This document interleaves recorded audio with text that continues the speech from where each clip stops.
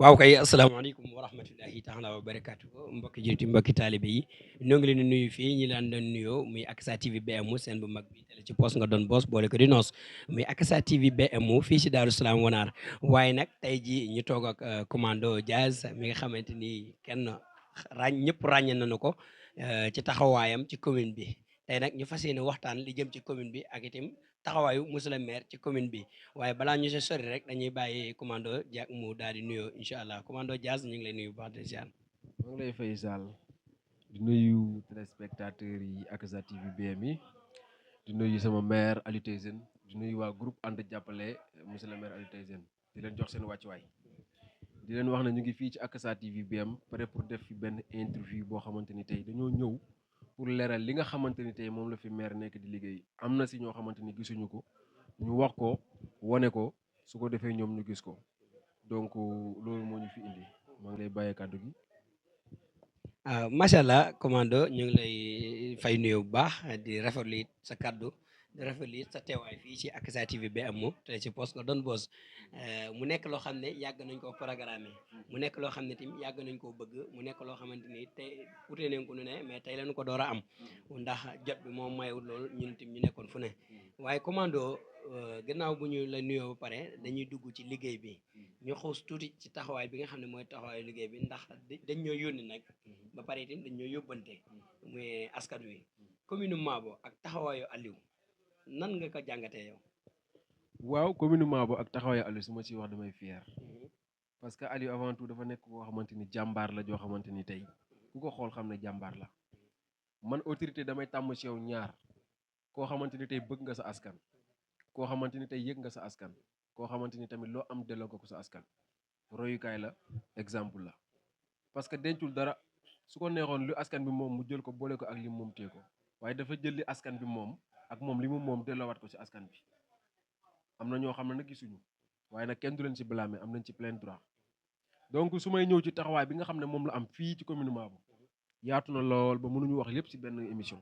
waaye dinaa ci indi point yi nga xam ne ñoo gën a am importance wax ci su ko defee ñu analyser tey boo ñëwee li ci demee ni biir Mabo ci biir commune ba bu njëkk boo daan dem Luma Mabo da nga daan dem fekk foofu noonu place publique ba gars yi ñu ngi fa woon di fa tekki ay mbaam sa yaram dafa doon daw wante place publique bu Mabo léegi boo ñëwee boo fa duggee da ngay yaakaar ne da nga nekk Dakar ci place publique yi nga xam ne ñoo fa nekk Mabo bu njëkk setul woon amutoon UCG amutoon dara ba mu toogee fexe na ba am UCG indi fa ay éléments gars yi di fa liggéey di setal Mabo chaque semaine ñu ngi fa di liggéey créé na fi tamit ay emploi des jeunes parce que tey bu fekkee ne dafa jël ay ndaw dugal leen UCG mu nekk ay ndaw yoo xam ne ndaw yu commune bi lañ créé na fi des employés des jeunes liggéey loonu ay nit boo demee cabinet am salaire am daf ko jëlaat daggatewaat ko jëlaat ko joxaat ko éléments yi nga xamante ni tey ñoom ñooy liggéey ci biir foofu noonu tey mu uteeg maire yi nga xam ne dañ fi doon toog rek toogal fi seen bopp loolu tamit bokk na ci loo xamante ni lu ñu war a dénoncer la ñëpp xam ko bu ñu jógee ci loolu dañuy dem ci Jamafara poste de santé bi mi ngi en cours Jamafara mi ngi en cours def na ci liggéey bi am solo parce que tey régime bi fi nekkoon bu fekkee ne def nañ fi dara finition yi moom mi nga xam ne mooy le maire actuel moo ko war a mottali te ndox rek moo leen tere ndox rek moo tere ñoom ñu tijji hôpital bi d'ailleurs médecin bi nga xam ne moo gañee kii bi xam nañ kan la mu ngi secret donc bi ndox mi ñëwee rek hôpital boobu noonu dañ koy tijji en même temps case de la tout petit de Jamafara moom moo ko fa construire may leen benn élément enseignant boo xamante ni tey mu ngi foofu ci école élémentaire bu Jamafara di fa jàngalee moom moo koy fay ci xaalisam waaw defal leen foofu benn mini forage kon ma yemaguma ak yow foofu noonu ba xam yeneen question yoo may laajaat ma gën a la defalaat analyse ci li nga xam ne moom laa gis muy def fii ci commune Mabo donc point yi ñu fi souligné noonu ci côté kii la investissement la ak li nga xamante ni tey moom la fi liggéeyagum ci côté boobu noonu.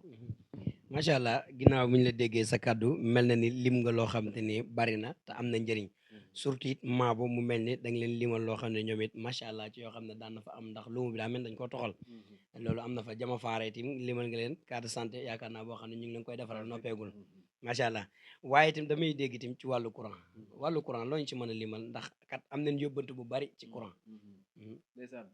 ndax Aliou am na ñoo xam ne nee nañ liggéeyul waaye gars yi ñooy def affaire yi mu wàcc si ba pare mu féetewoo ko boppam. waaw cool yi nag dafa bari ci côté boobu moo tax su ma ciy wax damay j'en ai fier quoi pour parler de cette affaire là. te xam naa mën naa laaj commune bi itam ñaata dëkk la. ñaata dëkk la loolu moom actuellement mënu ma ko jàpp waaye xam actuellement. ngeen ne li ngeen ci indi ci courant. waaw maanaam ñaata dëkk yi ñu fi indi. Mm. loolu moom xam naa ko. Aja. donc loolu dinaa si ñëw ak yow da nga ma laaj ci wàllum courant donc su ma ciy wax dama ciy kontaan trop sax ba du yam yemuwaay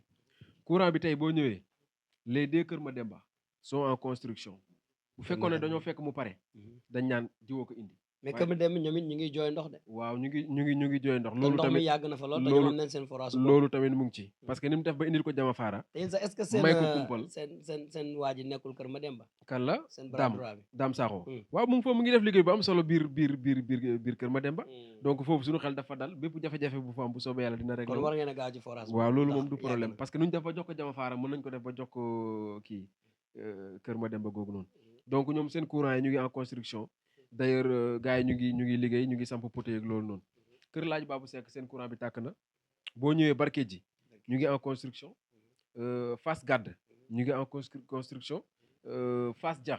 ñu ngi samp poteau yi en même temps Thiaxo Séri la même chose Simbara tamit la même chose boo ñëwee yeneen dëkk yi nga xamante ne tey ñoo nekkaat fii ci gox bi lu demee ni comme ay Njorol ay Nema ay Kër Demba Teng ay Kër Ndongo ay Kër Sapalangaar dëkk yooyu yëpp def nañ ay demandes yoo xamante ni tey am nañ yaakaar que ni demandes yooyu dina génne te bu génnee dinañ jot li nga xamante ni moom la seen i moromu jot donc nit mënta mu motale lépp ci benn mandat rawatina mandat wu 5 ans donc loolu la ñu amoon ci dëkk yi nga xamante ni tey moom mooy wàllum courant bi donc yooyu nañ xam ne ñu ngi en cours nekkul loo xam ne dañ ko dugal demande bi génn na ba poteau yi ñëw bañ samp ko bay monter fii léegi yooyu li ci des mooy finition inauguré ko après ñu jàll ci leneen. ba tey itam maa ngi dégg ay Talen 1 Talen 2 ba Talen 3 ñoom ñi ngi am jafe-jafe courant. waaw ñoom ñëpp ci demande yi lañ bokk rek dëkk yi ma lim fii. Sine nag Sine 1 Sine 2 Sine 3 maa ngi Sine 2 Sine 3 ñoom ñëpp seen demande yi dugg na. ba tey ñu ngi maanaam demande bu dugg ak demande bu génn du benn ñi ma fi lim nii seeni demande dafa génn waaw seen demande dafa génn ba pare ñi nga xamante ni tey ñoom nga lim noonu ñoom seen demande dugg na. Tamba Diakha ñoom ñëpp seen demande dugg na dëkk yu ma limul yi nekk ci commune bi. nañu ba xam tey ne itam maa ngi dégg ñu ne Mabo dañoo am problème mu coupure lu xam ne bu coupé day diire lool doore ñëw. waaw ndax maa ngi koy dégg ci ñooñi ñi nekk Mabo di ko wax. waaw dëgg la. ban jafe-jafe ngeen am ci courant. amuñu jafe-jafe bi du Mabo kese. Senelec Ndofane ci boppam ñoo am jafe-jafe te defe naa ne maire amul capacité wu dem Senelec di régler problème bi nga xamante ni tey moo nekk Senelec spécial donc loolu ñu ngi ci woo état bi pour ñu dimbale ñu si zone bi nga xamante ni mooy zone Senelec Ndofane dañoo am problème mu courant surtout fii ñun ñoo ci gën a sonn parce que ñun suñu gox bi lañ xam da ngay dem ba fépp foo xam ne seeni courant moo fay joxe dañuy am problème courant moom Senelec donc loolu defe naa ne maire lim ci mën mu ngi koy def mu ngi góorgóorlu pour courant bi mën a régulière fii ci commune Mabo. mais yow yaay commando Dias ñi lay gis ñaari ku laal Aliou laal la nga taf ko waaw dafa sori ci man surtout TikTok bi waaw commando ñi naan Aliou liggéeyul te ñi naan Aliou xanaa sport bi rek la fi nekkal waaw ñi naan Aliou moom ndaw ñi gisuñ seen bopp ci moom te liggéey boo koy da nga koy def ci commune ndaw ñi moom nga ci war a jiital. waaw d'ailleurs nag foofu damay balaame ndaw ñi parce que ndaw ñu nangoo toog ci commune bi liggéey fi bariwul ñëpp ñu ngi Dakar ñi ñu ngi Thiès ñi ñu ngi feneen événement bu jotee rek si nga koy xam parce que fii bu événement jotee. est-ce que bàyyil nañ leen xel ñoom it ba mu jaral leen ñu toog fi. oui parce que tey ñoom ñoo opté dem Dakar waaye commune bi fii ku fi toog maire gis leen fi dana def créer ay emploi parce que ay nit ay conteneurs nit ñu ngi liggéey ci moom mu ngi jël ay chauffeur ñu ngi liggéey mu ngi jël ay nit ñu ngi nekk commune bi di liggéey ak moom mu ngi jël ay nit di leen liggéeyloo ci yeneen anam donc loolu moom yaakaar naa du nekk problème. ndax maire def na taxawaayu ndimbal ci lu jëm ci lu mel ni média yeeg yi mel ni ndaw ñi nga xam ne ñu ngi bëgg liggéey tàmbali seen liggéeyu bopp boo xam ne daf leen war a dooleel comme ci commune bi ndax maire taxaw na taxawaay boobu ñoom it ñooñu nee nañ gisuñ seen bopp ci maire. loolu dëgg la man ci lay sama bopp lay tàmbale dañoo nekk ay créateurs de contenu nekk ay influenceurs en même temps nekk ay activistes nekk fii nekk ay créateurs des emplois parce que tey ndaw ñi nga xam ne ñoo nekk fii ci commune bi tey di débrouiller yor seen i télé yu ndaw wala yor seen i compte TikTok war na leen mën a bàyyi xel jàpp leen parce que média dafa am solo trop ci politique dafa am solo trop ci gox parce que lu fi baax ñoo koy fësal lu fi bon ñoo koy fësal te fuñ ko mën a yeggale moom mënul fa yeggale boppam mën naa wax tey léegi sama wax dem Amérique nga wax léegi sa wax dem Amérique média bi teg ko mu dem Amérique média bi moo la mën a invité ñëw léegi defal la ay interview nga wax say soxla ñëpp jot si. est-ce que maire mi ngi ubbil média yi ndaw yi nekk fii buntam pour ñu mën di communiquer ak moom. loolu nag moom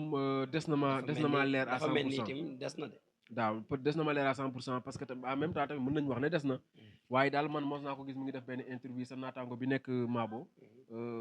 Mabo TV penc mi TV Mabo donc mos na fa def benn interview dama jàpp ne daal peut-être mu ngi yeewu ci côté boobu noonu parce que ñun ñi nga xam ne tey ay jege ñaaleem leen duñ ko seetaan ci loo xamante ni tey nekkul lu koy jëmale kanam dañ koy wax li nga xam ne tey moo fi nekk te moom la ñu bëgg ñun. xam nga tey li mel ni nga nekk en tant que maire doon maire bu siiw ñu lay wooye Aliou. nga nekk ci commune boo am doole teg ci tamit dafay baax ngay faral di génn di leeral sa jëf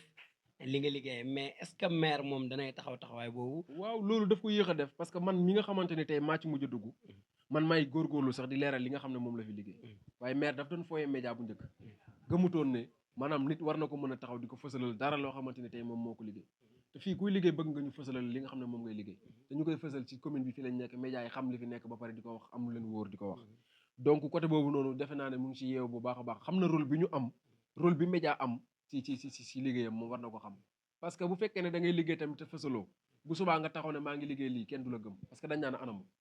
foo koy wane. man damay dégg courant wu Mabo bi ne yàgg na fi lool mooy courant Mabo Alaaji bi nga fi lim léegi mais ci loxol maire la tàkkee waaw ndax si jamonoom leen fi samp ay poto loolu mooy wërsëg rek parce que tey Sonko mi fi toog nii tegagut fi benn projet boppam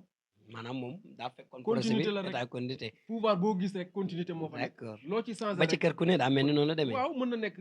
wante nañ nangu ne dernier réglage yi am na si yoo xamante ne tey bu amul courant du tàkk dañuy dégg wàllu yoon ne da cee liggéey lu am solo waaw fan ak fan nga ñu si mën tey mën nga jël yoon boo xamante ni tey yaa ngi koy dox fukki at yoon bi càng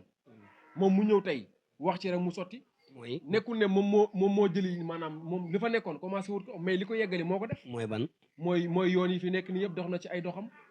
yoon bi nga xamante ni tey moo jugee Mabo war a jaar Kasaas dem sañ ci jàmmal daggi wattali bi nga xam ne mooy jugee Mabo jaar Wanaar jaar Siin jaar noonu dem daggi Màkka ga mu ngi ciy dox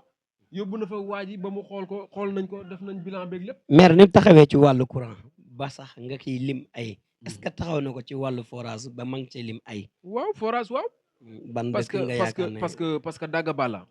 Daga Bala def na fa usine de kii nu ñu koy waxee forage bi nga xamante ne waaye dañ ko fa commencé woon moom moo ko prise en charge pour mottali ko tey boo ñëwee tamit usine de transformation de l'eau moo ko def fi nga xamante ni tey mooy Daga Bala donc yooyu noonu tey ci wàllum ndox moom mu ngi ci góorgóorlu bu baax a baax. may Siin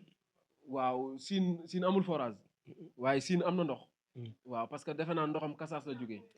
waaw donc xam naa mais itam dégg naa Siin waaye gas nañ fa benn forage. waaw boobu moom xam naa ne peut-être projet bi moo yeggagul foofu rek waaye tamit ni mu defal Daga Bala gëm naa ne dina ko defal waa Siin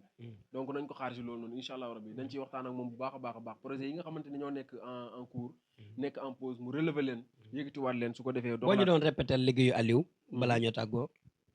waaw su ma ñëwee liggéeyu Aliou li ci des bari na parce que ñëwaguñ ci éducation. ñëwaguñ ci santé. même loolu bëggoon naa cee yegg si ndax daa mel dégg naa ngeen di lim santé ba limaale santé Daaru Wanaar. waaw mais Daaru Wanaar gi nga xam ne ñoom dañoo tabax. ba matal sëkk lépp mat ba xam ne médecin ak wàllu ku leen liggéey rek a ci des mais lépp mat na te gisuñ maire taxaw ci wala gisuñ ñun taxawaayu maire. maanaam te Daaru Wanaar nekk dëkk bu mag boo xam ne. war na ko mën a am war na mën a am loolu. ndax lim ëmb ci ginnaaw ndax Carrefour la. dëgg la. loolu man de damaa jàpp ne liggéey bi lu tax gaawul ci côté boobu mooy hôpitalu Wanaar gu mag gi nekk ci kanamam xam nga ñoom ñaar dañoo jógee même pas 2 kilomètres donc peut-être loolu moo tax liggéey boobu noonu gaawagul à 100% waaye nag amaana peut-être mu ngi ciy def ay jéego buñ paree dinañ ci ut ay leeral ba xam moom loolu noonu tey mu ngi ciy def ay jéego ou pas. maintenant damay gis ñoo xam ne fii la ñu dëkk ci commune bi dem di fajoo ji ba Njaaw Bambali lan moo waral ñu fi bàyyi hôpital commune bi di fajoo ji ba Njaaw. waaw hôpital bi xam naa manqué de garab wala médecin manqué de garab moom bu ko amee wala manquement de médecin moom bu ko amee defe naa ci effectif bu fay liggéey la parce que tey boo ñëwee ci santé Mabo Kumpal Wanaar daf leen defaloon benn dotation boo xamante ni c'est de 6 millions dotation boo xamante ni juróom benn million la woon ak bu jama faara bi waaw ñetti poste de santé yi Wanaar Kumpal Mabo jox na leen benn dotation boo xamante ni 6 millions la pour jàppale leen ko donc 6 millions tey bu ko ñetti nit di partage ku nekk am na 2 millions. 2 millions war nañ ci mën a am départ bu baax a baax a baax a baax a baax. donc côté boobu noonu côté santé góorgóorlu na ci baax mu ngi jàppale gars yi bu baax a baax ci côté santé bi parce que 6 millions ku ko jox ñetti hôpital yi nekk fii tey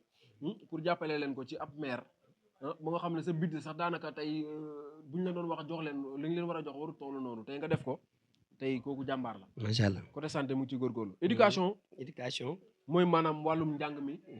foofu laa bëggoon a ñëw école yeeg yooyu. maanaam boo ñëwee si éducation tey bi xale yi di def ay examen yi nga xamante ni moo passé nii. waaw 150 000 la yëkkati teg ko seeni loxo pour jàppale leen ko ci wàllum kii seeni dépense ak yooyu ñuy dox. nga pare ci loolu dafa joxe ay machine à photocopier. waaw. Wanaar gii ñu nekk. joxe na fi benn. nga dem Kasas. joxe na fa benn. nga dem Maka Sakumba. joxe na fa benn. nga dem Caaxo Sanci joxe na fa benn. yaa ngi comprendre donc am na yeneen yoo xamante ni tey ñu ngi ñëw bépp dëkk boo xam ne yaa ngi fii am école élémentaire sa machine dina ñëw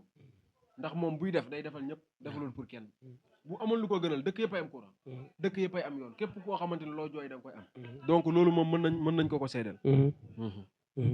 kon Aliou mu mel ni taxawaayam ci wàllu woowu yëpp yaatu na waaye balaa ñoo tëj dañuy bëgg a dugg tuuti ci wàllu yi nga xam ne yow mi nga xam ne da ngaa ànd ak moom te itam digg li ko nit ñi di wax di xam li ko nit ñi wax boo doon jël sa conseil bopp di ñaax Aliou lan nga koy ñaax. Aliou na defaraat communication bi rek defaraat toogaayam. mel na ni perte nag communication ci lu bari. waaw parce que communication dafa am importance. te itam mu bàyyi xel média yi si peggam. waaw loolu lu am importance la parce que communication dafa bokk ci loo xamante ne day dimbale nit. day dimbale ñi nga xamante ne tey ñoom ñooy homme politique yi parce que tey Sonko boo xoolee bi muy politique fii génnewutoon benn million teg ko ci table te xeebul benn média. waaw waaye communication bu baax moo ko may li mu am ni yëpp tey. communication bu baax moo ko may li mu am ni yëpp tey Aliou na xam fi muy waxee xam li muy wax xam fi muy dugg ak fu mu dul dugg xam ñu ko bëgg xam ñu ko bañ du ñëpp ko bañ waaye du ñëpp ko bëgg. na xam fi muy teg tànkam xam li muy def. moo profité ci loolu di la wax ne am na ay projet yi nga xam ne mooy projet jigéen ñi boo ñëwee Wanaar am na projet bu fa nekk projet agriculture la su ma jumul ay mbayam noor la ñuy def Wanaar gii am na fi Wanaar gële am na fa donc boo demee Kumpal tamit am na fa. ndax yooyu ci taxawaayam la. waaw projet yooyu noonu gars yi ñoo ñëw parce que projet yi bu leen ubbi tamit duñ ñëw moom moo leen ubbil ñu ñëw bi ñu ñëwee tamit mu jëlaat ay affaire u boppam daal di leen dimbale tey ñu koy waxee ci Kumpal may na leen moo leen indil ndox boo ñëwee Wanaar gi tamit mu ngi fiy def ay financement keroog sama kanam may na leen xaalis boo xamante ne tey 200 000 la su ma jumu doon 200 000 yoo xamante ne leen ko jox pour ñu ut ci ay matériel pour def seeni business donc man dem naa ba tool ba projet bi visité ko nekk na projet boo xam ne bu extraordinaire la bu damay gis buy def ñaari tournée day jël yeneen médias yu bokkul sax si commune bi tournée ak ñoom te am yeneen médias yoo xam ne ñu ngi ci commune bi man lu raw ñooñu ndax Aliou kon njàppandalam ci commune bi ak gone yi nga xam ne ñu ngi door di def société bi. waaw côté boobu dama koy waxaat rek lu mu mën a góorgóorlu si jàppale ndaw ñi si commune bi fii na ko def bu mu xeeb kenn képp koo xamante ni tey yaa ngi yor sa téléphone sax ñëw na ko Aliou dama laa bëgg a jël na wax ak yow si njëkk ak teraanga nga tontu la li nga xam ne moom nga ko laaj loolu moo ko mën a dimbale parce que nit ñi tamit dañ koo jàpp ci benn affaire mooy dañ ñëw gëm ne am na koo xam nit la boo xam ne bu yaatu la nit la boo xamante ne bu bëri yëg-yëg la buñ la jàppee ci loolu nag tey ngay doxee neneen tamit dafa am lu muy niru donc comme si loolu lañ la jàpp ci loolu lañ lay séntu fexeel daanu ci pièce bu nga xam ne moom lañ lay séntu mooy lan jël ñëpp boole leen média ak ñàkk média ci yam koo romb mu am soxla ci yow waxal ak moom. mu mel ni ñu ngi jëm ci campagne yi waaw élection maire yi bu njëkk nag député la woon lañ doon xëccoo mu nekk lu yaatu bii nag commune bi la. waaw commune bi man dama ci am ndax commune bi tey jii média yi fi nekk yëpp suñu concentré woo ci kenn nit duñu liggéey waaye nag ndax Aliou mu ngi bàyyi xel profité moom ci média yi fi nekk ba am ci li mu bëgg balaa élection mairie yi ñëw. waaw dina ci def jéego incha allah rabbi. ak itam nan ngeen waajalee élection mairie yi. élection ndax gars yi ngi leen di pamti ne du ngeen am deuxième mandat. nag amuñ ci pression man moom wax dëgg fa yàlla selon man sama analyse politique awma ci pression parce que gis nga commune bii nii tey bu fekkee ne dañ ko bëgg a gagné opposant yi fi nekk du ma tudd turu kenn bu fekkee dañ ko bëgg a gagné dañuy fexe nekk benn mais mënoo dem ci biir parti am fa erreur de choix amoo xamuñ ku ñuy choisir ak ku ñu choisir. parti yi am na boo am erreur de choix. wala yu am na ko benn parti moo fi nekk boo xamante ni tey moo fi nekk di wax sax di lappi fii. ñaata candidature nga yaakaar ne ngeen war a bokkal géew bi. waaw candidat yi dana bëri parce que parti bi fi nekk tey moom dafa bëri candidat de tellement am na koo xam ne dee na moom dafay jiitu am na ñeneen ñoo xamante ne tey ñu ngi ci wet gi nee na ñoom dañuy jiitu foofu nag mooy problème bi man dama leen ñaan yàlla rek bu ñu jéem a jiital kenn bu ñu jiitalee ñaar rek perte nañ te am na ci koo xam ne yaakaar nañ ne mooy favori bi bés bu ñu ko jiitalee perte nañ. kon jàpp nga ne bu ñu jiitalee ko yéen da ngeen dégg view. bah oui parce que àll bi yëpp. balaa 19h àll bi yëpp ñun ñu ngi koy liggéey. jour boobu balaa 19h. ñun dañuy jël élection yi rapporté ko teg ko dugal ko suñu poste. balaa jour boobu sax dañuy xam ne ñun moom lañ élection yi ba pare. macha allah parce que nag na gars yi bañ a jaawale. élection yi nga xamante ni mooy élection député yi ak élection mairie parce que élection député dafa yaatu. élection mairie moom noonu yàggut a campagne pour wëral maanaam département bi. loolu du moom kese moo ko fi perte gum mais nag ci biir commune bi fii ñun fier nañ xam nañ ne carrément li mu fi liggéey doy nañ te ñi nga xam ne tey ñoo nekk ci àll bi tey nekk ay dëkk yi may tudd fii tey mu leen di jàppale xam nañ bu baax a baax ne mu leen di jàppale sañ ñu koo def loo xamante ni tey lu leen di lor lay doon ñoom dëgg la lu duuf si nawe xaju ci cin gi buñ koy wax du benn ci na tax waaye dañoo xam ne tey daanaka temps bi xoj nañu lan ngay tàggoo. waaw maa ngi tàggatoo rek di waxaat sama waa ji Aliou na gën a góorgóorlu defaraat communication am defaraat encadrement am xam ñu ko bëgg xam ñu ko bañ c'est très très très très important xam li nga xamante ni tey moo ko war te mu koy def bañ ci jàddi benn yoon góorgóorlu dimbale askanam parce que loolu rek moo ko mën a sauver comme loolu la wootee rek na dox ci loolu. macha allah waaw man daal maa ngi sant ñëpp di gërëm ñëpp di la sant di la gërëm. macha allah di wax gars yi daw leen ngeen abonné ci Akassa TV BM. dem leen abonné ci compte TikTok am Commando Jazz nee na ngeen dem abonné ci Akassa TV BM. ndaw la boo xamante ni bu gëm boppam la ku ko gëmul tamit gëm na boppam. bëgg na lu muy def. liggéeyam set na macha allah ndax interview bii rek wane na ne kii ku gëm boppam la ku bëgg li muy def la ku xam ki mu doon la donc daw leen ngeen dem abonné ci moom ñi nga xamante ni tey ñoo abonné ci Commando Jazz di safoo Commando Jazz di ko bëggee nañ dem abonné ci Akassa TV BM yokku ko doole télé ci poos mën na dem ba doon lu nekk di wax waa association ànd jàppale monsieur le maire daw leen ngeen dem abonné yi jàppale Akassa TV BM nit la koo xamante ni tey bu amoon lu ko gën a chaque jour mu ngi ci wetu Aliou di ko defal ay interview te yéenewut ko dara loo xam ne sa safaan la donc gars yi maa ngi leen di bëgg di leen sant di leen gërëm bu baax a baax di la sant yow mi di la ñaanal yokkute dem ba mu doon télé dem ba doon ay plateau